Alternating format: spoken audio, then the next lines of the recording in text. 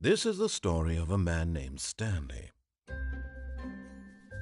Stanley worked for a company in a big building where he was employee number 427. Employee number 427's job was simple. He sat at his desk in room 427 and he pushed buttons on a keyboard. Orders came to him through a monitor on his desk, telling him what buttons to push, how long to push them, and in what order. This is what employee 427 did every day of every month of every year. And although others might have considered it soul-rending, Stanley relished every moment that the orders came in, as though he had been made exactly for this job. And Stanley was happy. And then one day, something very peculiar happened. Something that would forever change Stanley. Something he would never quite forget. He had been at his desk for nearly an hour when he realized that not one single order had arrived on the monitor for him to follow. No one had showed up to give him instructions, call a meeting, or even say hi. Never in all his years at the company had this happened, this complete isolation. Something was very clearly wrong. Shocked, frozen solid, Stanley found himself unable to move for the longest time. But as he came to his wits and regained his senses, he got up from his desk and stepped out of his office.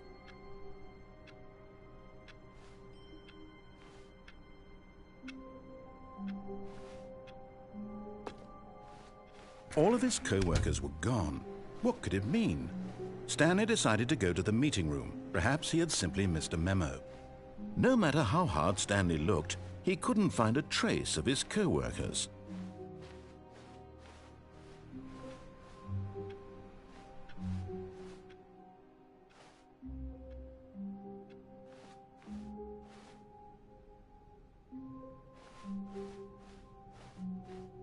When Stanley came to a set of 2 open doors, he entered the door on his left.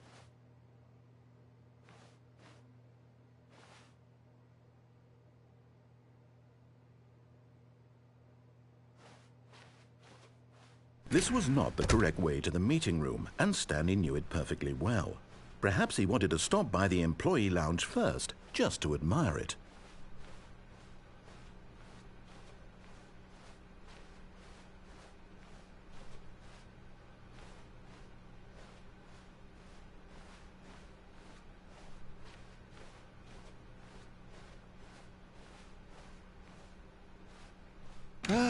Yes, truly a room worth admiring. It had really been worth the detour after all, just to spend a few... But eager to get back to business, Stanley took the first open door on his left. Stanley was so bad at following directions, it's incredible he wasn't fired years ago. But in his eagerness to prove that he is in control of the story and no one gets to tell him what to do, Stanley leapt from the platform and plunged to his death. Good job, Stanley. Everyone thinks you are very powerful.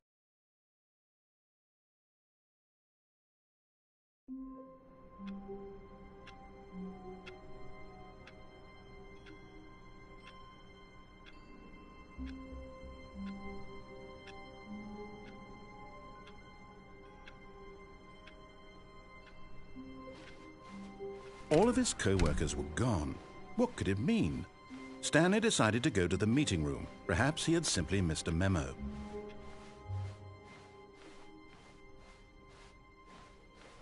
When Stanley came to a set of 2 open doors, this was not the correct way to the meeting room, and Stanley knew it perfectly well.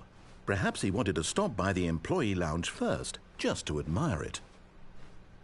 Wow, yes, this room. But eager to get back to business, Stanley took the first open door on his left. Stanley was so bad at following directions, it's incredible he wasn't fired years ago.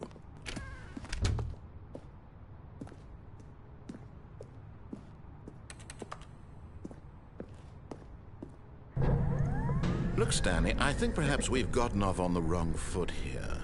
I'm not your enemy, really, I'm not. I realize that investing your trust in someone else can be difficult, but the fact is that the story has been about nothing but you all this time. There's someone you've been neglecting, Stanley. Someone you've forgotten about. Please, stop trying to make every decision by yourself. Now, I'm not asking for me, I'm asking for her. This is it, Stanley. Your chance to redeem yourself, to put your work aside, to let her back into your life. She's been waiting.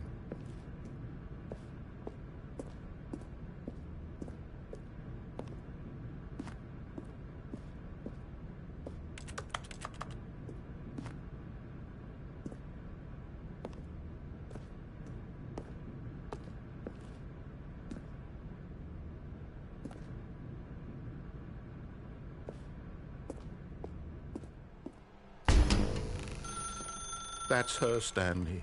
You need to be the one to do this, to reach out to her.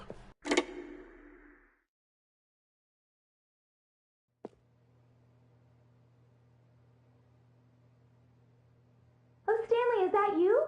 Hold on, sweetie. Sorry to keep you waiting. I'm just pulling the bread out of the oven. All right. Okay, there we go. All right, now, I want you to come in and tell me all about your day. Gotcha! Oh, come on. Did you actually think you had a loving wife who'd want to commit their life to you? I'm trying to make a point here, Stanley. I'm trying to get you to see something. Come inside. Let me show you what's really going on here. This is a very sad story about the death of a man named Stanley.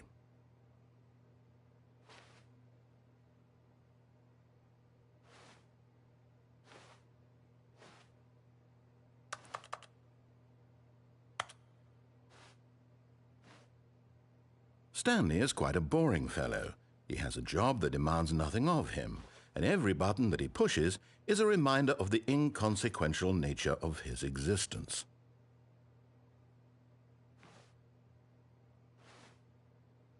Look at him there, pushing buttons, doing exactly what he's told to do.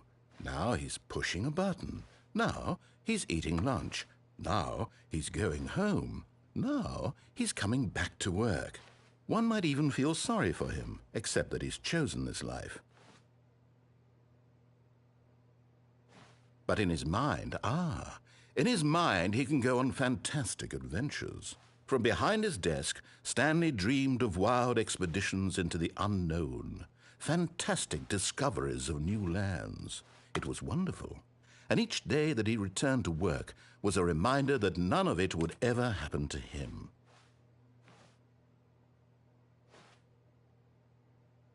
And so he began to fantasize about his own job. First, he imagined that one day while at work, he stepped up from his desk to realize that all of his co-workers, his boss, everyone in the building had suddenly vanished off the face of the earth. The thought excited him terribly. So he went further. He imagined that he came to two open doors and that he could go through either. At last, choice. It barely even mattered what lay behind each door. The mere thought that his decisions would mean something was almost too wonderful to behold. As he wandered through this fantasy world, he began to fill it with many possible paths and destinations. Down one path lay an enormous round room with monitors and mind controls. And down another was a yellow line that weaved in many directions. And down another was a game with a baby.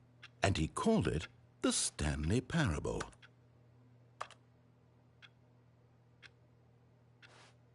It was such a wonderful fantasy, and so in his head he relived it again, and then again, and again, over and over, wishing beyond hope that it would never end, that he might always feel this free. Surely there's an answer down some new path, mustn't there be? Perhaps if he played just one more time. But there is no answer. How could there possibly be? In reality, all he's doing is pushing the same buttons he always has. Nothing has changed. The longer he spends here, the more invested he gets, the more he forgets which life is the real one. And I'm trying to tell him this, that in this world he can never be anything but an observer, that as long as he remains here, he's slowly killing himself. But he won't listen to me. He won't stop. Here, watch this. Stanley, the next time the screen asks you to push a button, do not do it. You see? Can he just not hear me? How can I tell him in a way that he'll understand that every second he remains here, he's electing to kill himself?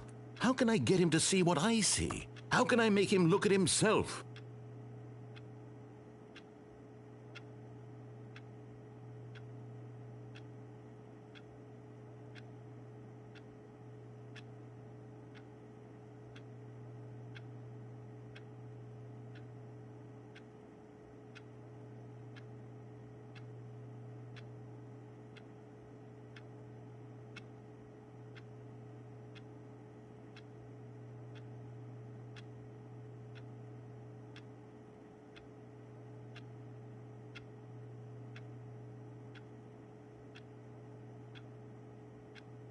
I suppose I can't, not in the way I want him to.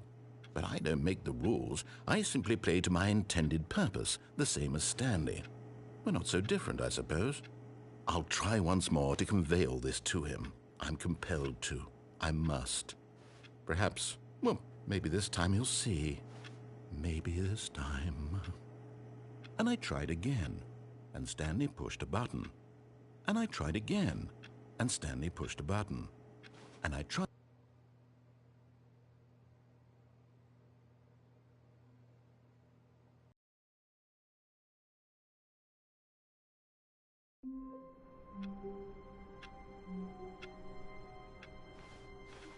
All of his co-workers were gone. What could it mean? Stanley decided to go to the meeting room. Perhaps he had simply missed a memo.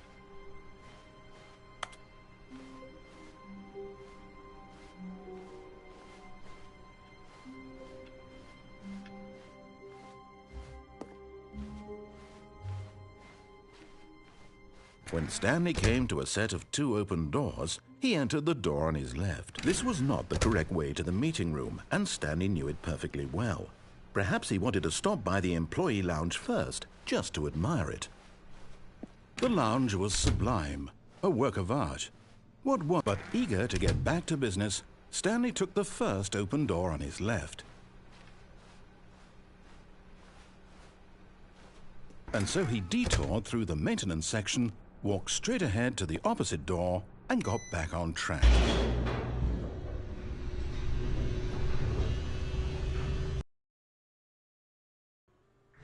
But Stanley didn't want to go back to the office. He wanted to wander about and get even further off track. So now in order to get back, he needed to go,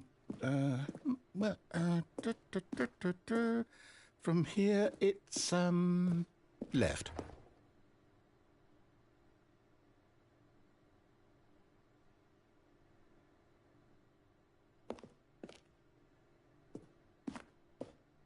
Oh, no, it's to the right, my mistake.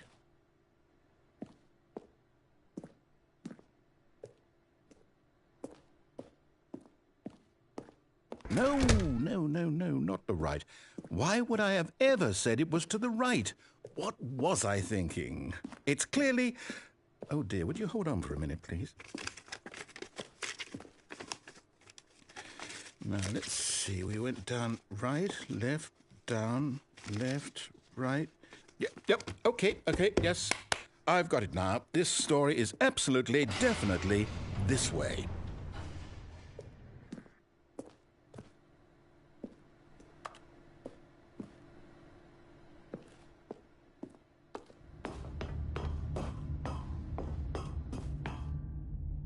No.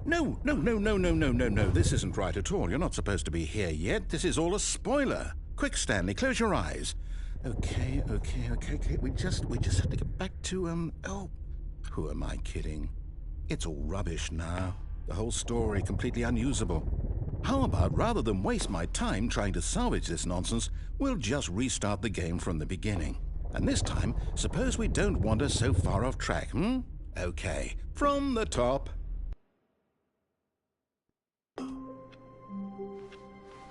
All of his co-workers were gone. What could it mean? Stanley decided to go to the meeting room. Perhaps he had simply missed a memo.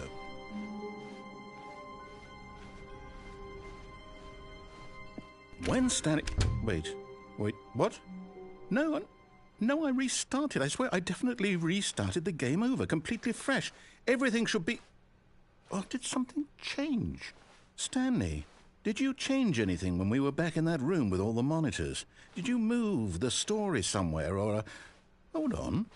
Why am I asking you? I'm the one who wrote the story. It was right here just a minute ago. I know for sure that it's here somewhere. Okay, then. It's an adventure. Come, Stanley. Let's find the story.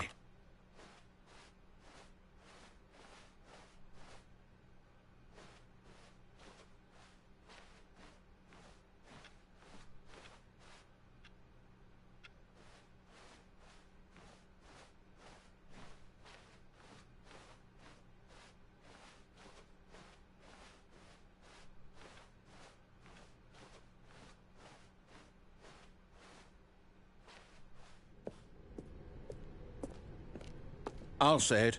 This is the worst adventure I've ever been on. I can promise you there definitely was a story here before.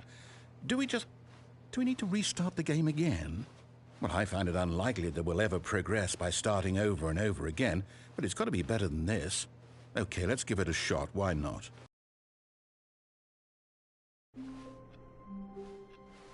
All of his co-workers were gone. What could it mean?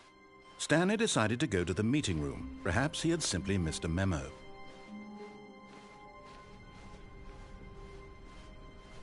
Okay, yep, it's worse. I might be remembering this wrong. It's possible the story is back where we just came from. Why don't we go back the other direction and see if we missed anything?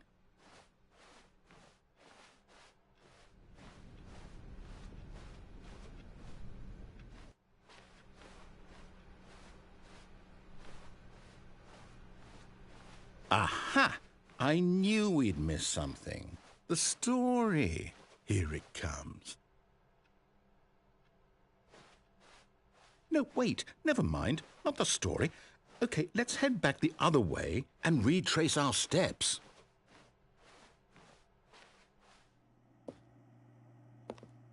Now this... Well, I'll be honest. I don't recognize this place at all. Is this the story? I don't think so. I can't quite recall, but I believe my story took place in an office building. Is that correct? Do you remember, Stanley? Well, do you know what? Since I've completely forgotten what we were supposed to be doing, how about this? You win! Congratulations! I know you put in a lot of hard work, and it really paid off, so good job. Oh, no. No, I don't feel right about this at all. We both know you didn't put in any actual work for that win. Some people win fair and square, and this was not one of those situations. Okay, I'm getting weirded out by whatever this place is. I don't care what might happen this time. I have to restart. All right, I've got a solution. This time, to make sure we don't get lost, I've employed the help of the Stanley Parable adventure line. Just follow the line. How simple is that?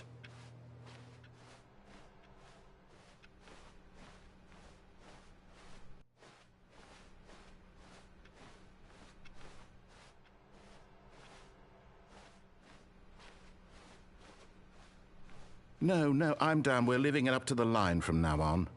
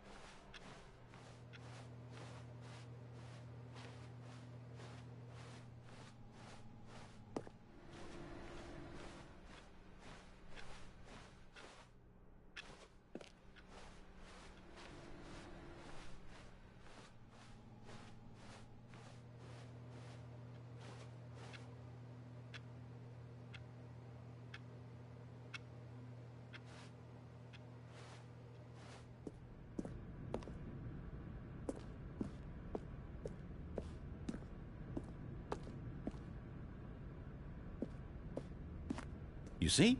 The line knows where the story is. It's over in this direction. Onward, Stanley, to destiny. Though, here's a thought. Wouldn't wherever we end up be our destination, even if there's no story there? Or to put it another way, is the story of no destination still a story? Simply by the act of moving forward, are we implying a journey such that a destination is inevitably conjured into being via the very manifestation of the nature of life itself? Okay, Stanley, I need to follow this train of thought for a minute. Just stick with me. Now, we can both agree that the nature of existence is in fact a byproduct of one's subjective experience of that existence, right? Okay, now if my experience of your existence rests inside of your subjective experience of this office, is this office in fact the skeleton of my own relative experiential mental subjective construct? Whoa. Hang on. That got a bit weird back there. Well, I'd like to apologize. Not sure where I was going with all that. You know what? I think what we need right now is a bit of music to lighten the mood.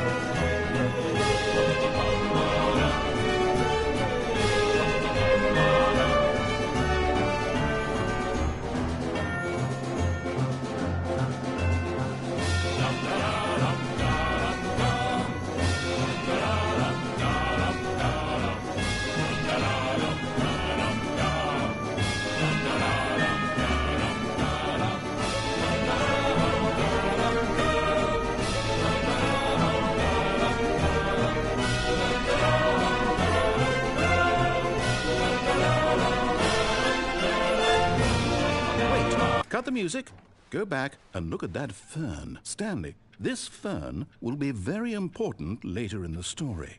Make sure you study it closely and remember it carefully. You won't want to miss anything.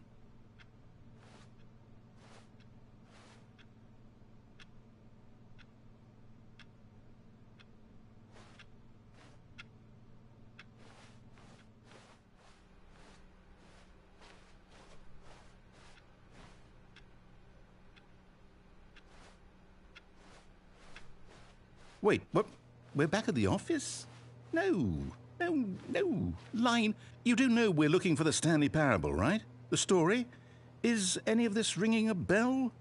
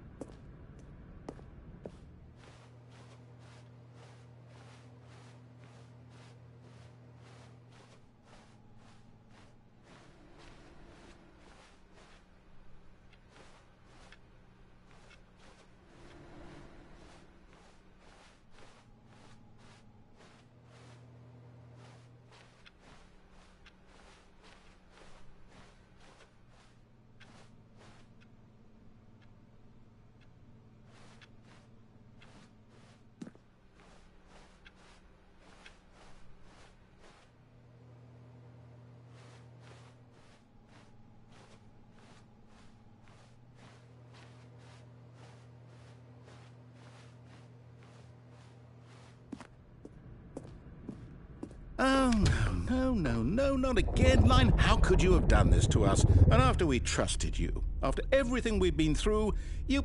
Oh, I can't take this anymore. To hell with it. Restart.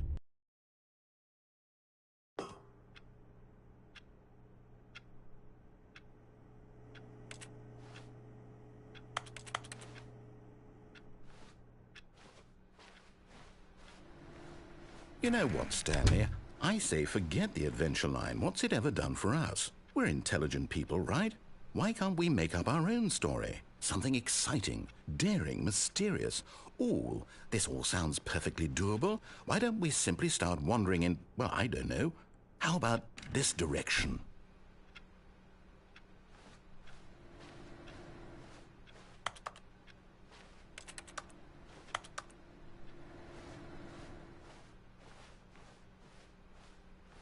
Now, yes, this is exciting. Just me and Stanley forging a new path, a new story. Well, it could be anything. What do you want our story to be? Go wild. Use your imagination. Whatever it might be, Stanley, I'm ready for it. Oh, no, not you again. Stanley, I'd also like to veto the line from having any role in our awesome new story. No lines or monitor rooms. Just don't acknowledge it, and we should be fine.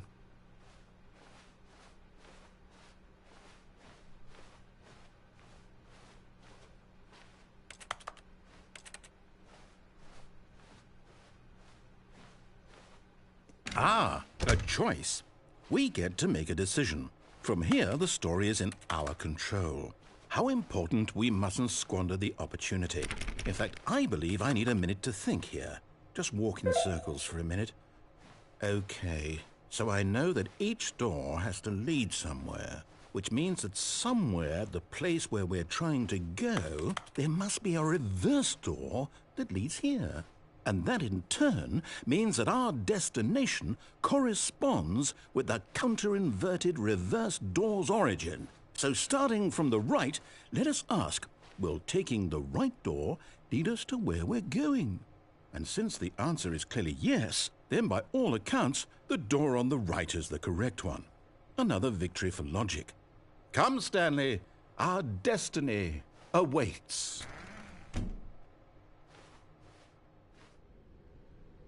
Oh, hold up, what's this? The confusion ending. You're telling me that's what this is? It's all one giant ending? And we're supposed to restart the game, what, eight times? That's really how all this goes?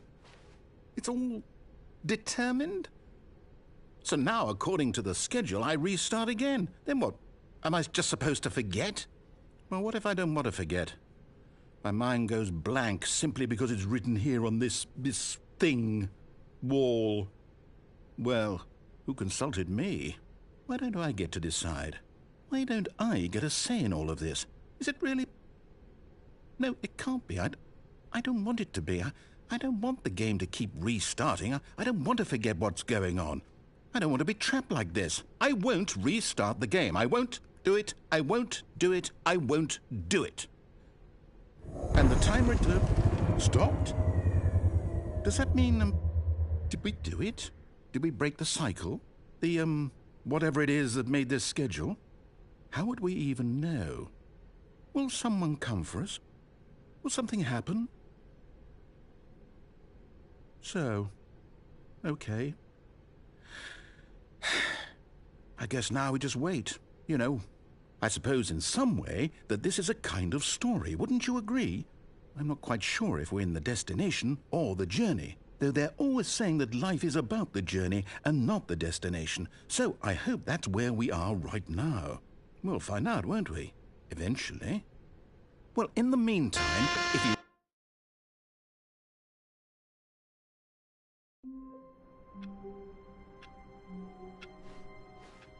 All of his co-workers were gone. What could it mean? Stanley decided to go to the meeting room. Perhaps he had simply missed a memo.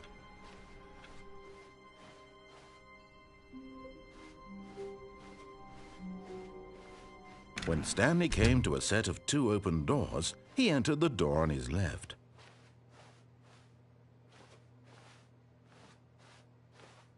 This was not the correct way to the meeting room, and Stanley knew it perfectly well. Perhaps he wanted to stop by the employee lounge first, just to admire it.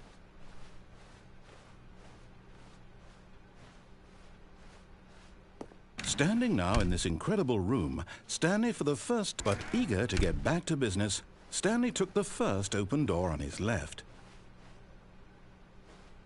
And so he detoured through the maintenance section, walked straight ahead to the opposite door, and got back on track.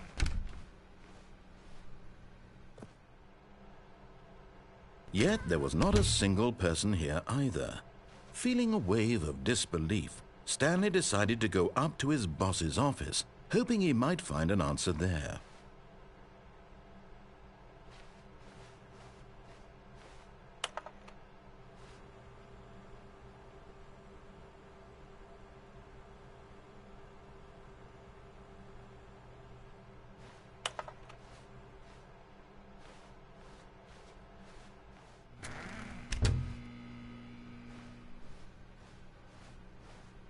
Coming to a staircase, Stanley walked upstairs to his boss's office.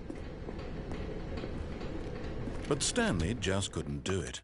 He considered the possibility of facing his boss, admitting he had left his post during work hours. He might be fired for that. And in such a competitive economy, why had he taken that risk? All because he believed everyone had vanished? His boss would think he was crazy. And then something occurred to Stanley. Maybe, he thought to himself, maybe I am crazy. All of my co-workers blinking mysteriously out of existence in a single moment for no reason at all? None of it made any logical sense. And as Stanley pondered this, he began to make other strange observations. For example, why couldn't he see his feet when he looked down? Why did doors close automatically behind him wherever he went? And for that matter, these rooms were starting to look pretty familiar. Were they simply repeating? No, Stanley said to himself, this is all too strange. This can't be real. And at last, he came to the conclusion that had been on the tip of his tongue. He just hadn't found the words for it. "I'm dreaming!" he yelled. "This is all a dream."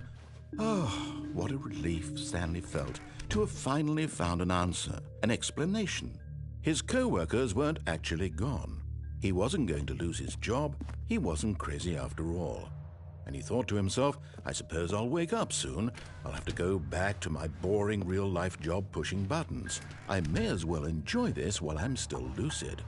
So he imagined himself flying and began to gently float above the ground. Then he imagined himself soaring through space on a magical starfield, and it too appeared. It was so much fun, and Stanley marveled that he had still not woken up. How was he remaining so lucid? And then perhaps the strangest question of them all entered Stanley's head.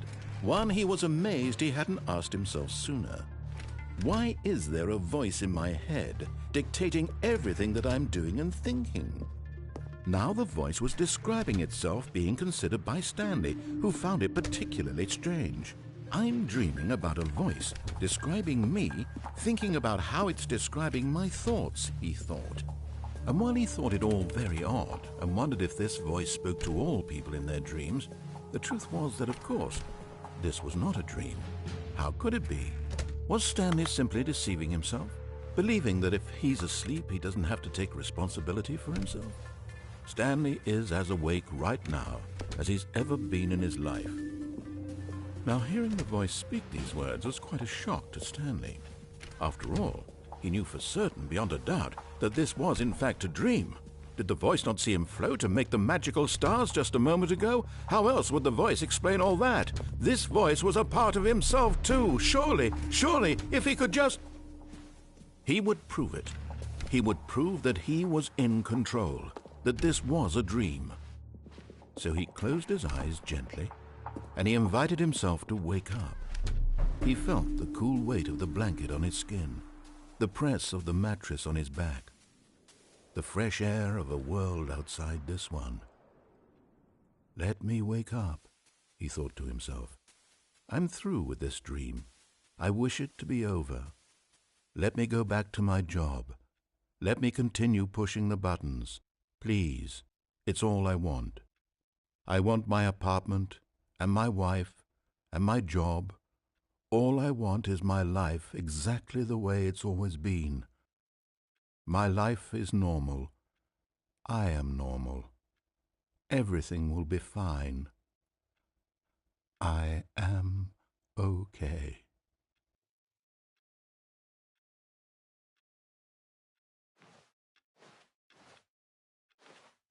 Stanley began screaming. Please, someone, wake me up. My name is Stanley. I have a boss. I have an office. I am real. Please, just someone tell me I am real. I must be real. I must be. Can anyone hear my voice? Who am I? Who am I? And everything went black.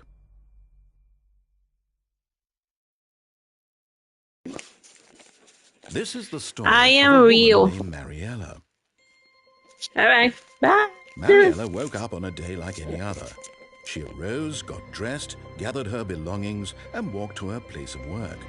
But on this particular day, her walk was interrupted by the body of a man who had stumbled through town talking and screaming to himself, and then collapsed dead on the sidewalk. And although she would soon turn to go call for an ambulance, for just a few brief moments she considered the strange man. He was obviously crazy, this much she knew. Everyone knows what crazy people look like. And in that moment, she thought to herself how lucky she was to be normal. I am sane. I am in control of my mind. I know what is real and what isn't. It was comforting to think this, and in a certain way, seeing this man made her feel better. But then she remembered the meeting she had scheduled for that day, the very important people whose impressions of her would affect her career, and by extension, the rest of her life. She had no time for this, so it was only a moment that she stood there, staring down at the body. And then she turned and ran.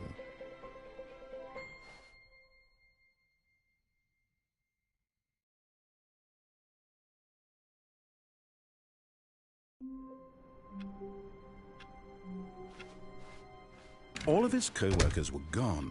What could it mean? Stanley decided to go to the meeting room. Perhaps he had simply missed a memo.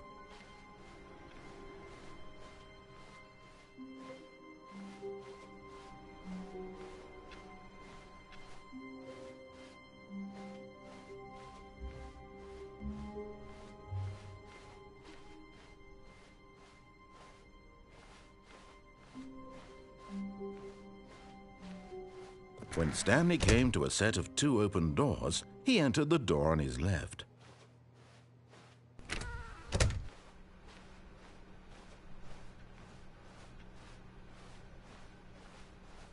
Yet there was not a single person here either. Feeling a wave of disbelief, Stanley decided to go up to his boss's office, hoping he might find an answer there.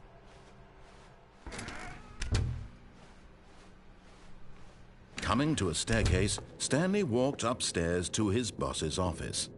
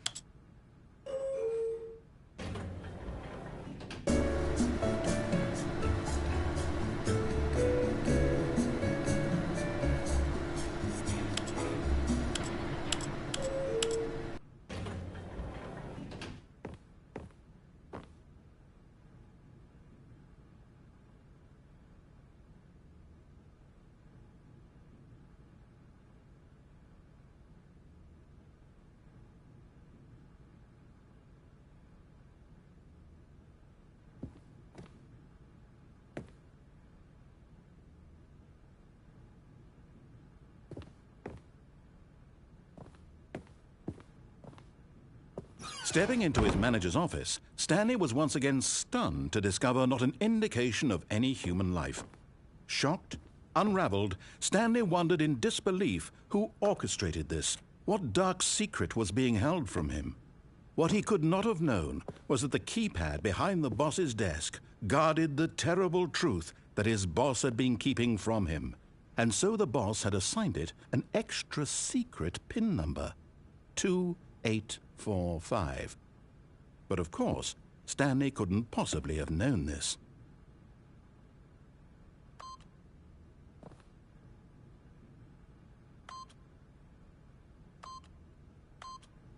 Yet incredibly, by simply pushing random buttons on the keypad, Stanley happened to input the correct code by sheer luck. Amazing. He stepped into the newly opened passageway.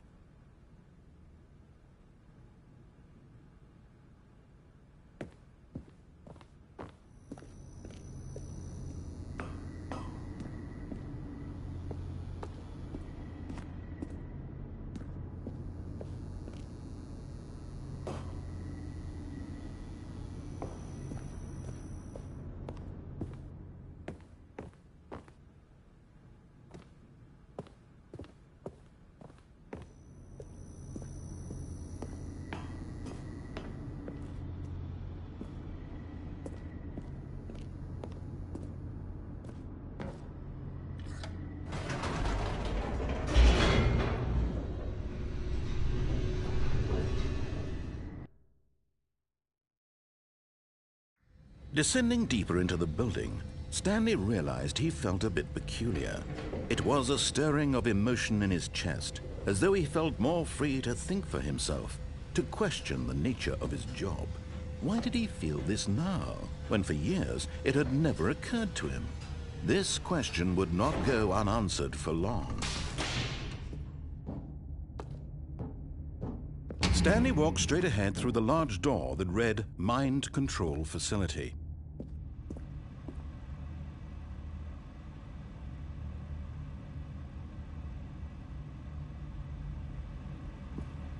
Although this passageway had the word escape written on it, the truth was that at the end of this hall, Stanley would meet his violent death.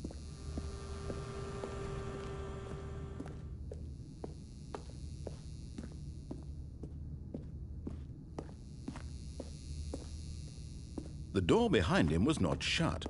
Stanley still had every opportunity to turn around and get back on track. At this point, Stanley was making a conscious, concerted effort to walk forward and willingly confront his death.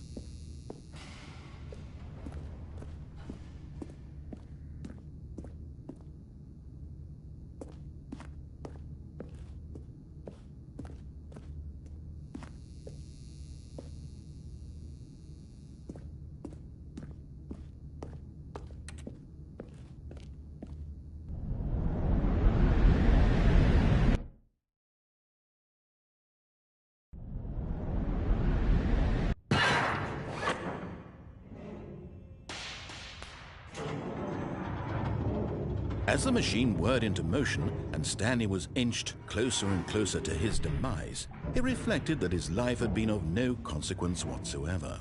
Stanley can't see the bigger picture.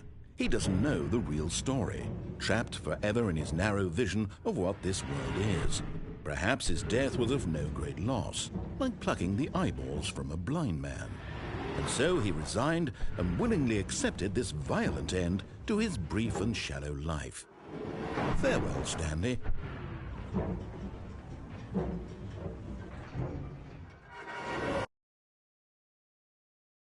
"Farewell, Stanley," cried the narrator, as Stanley was led helplessly into the enormous metal jaws.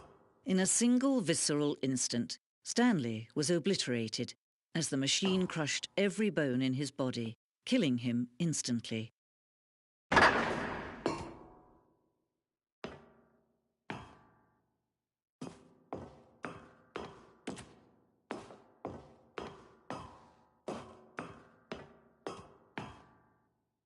And yet it would be just a few minutes before Stanley would restart the game, back in his office, as alive as ever.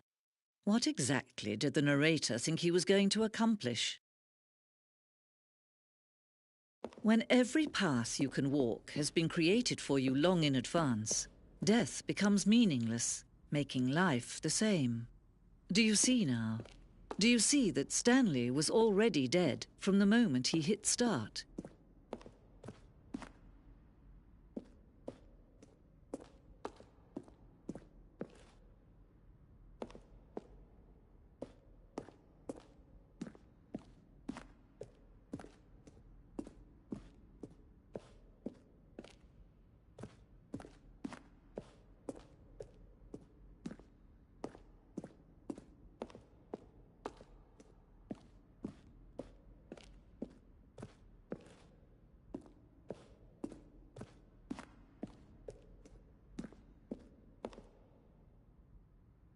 Now look closely, Stanley.